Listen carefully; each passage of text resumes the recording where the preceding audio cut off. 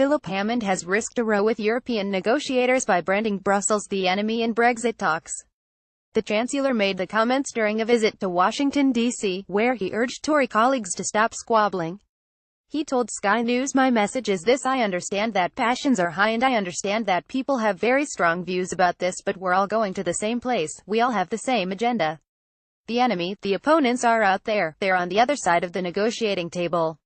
Those are the people we have to negotiate with, negotiate hard to get the very best deal for Britain."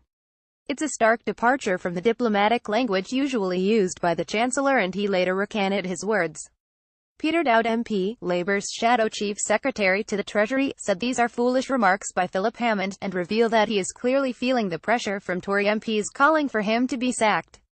The tone of this rhetoric will obviously not unblock negotiations or help protect our economic interests.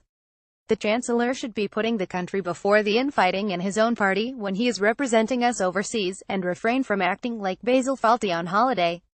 It is vital that these negotiations do not lead to a situation where Britain crashes out of the EU without a deal, risking jobs and living standards.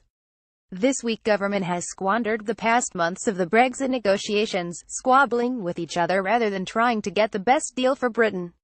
If they are not up to the job, then they should step aside and let Labour take over. And Shadow Chancellor John McDonnell tweeted that it was an incompetent approach from a failing government, adding insulting the EU is not the way to protect our economic interests. Mr. Hammond has come under fire from pro-Brexit Tories furious at what they see as his reluctance to prepare for the prospect Britain could leave the EU without a deal if talks in Brussels collapse. Former Chancellor Nigel Lawson has led the calls for Prime Minister Theresa May to sack him, describing his actions as very close to sabotage. But he told the BBC Lord Lawson's claims were absurd.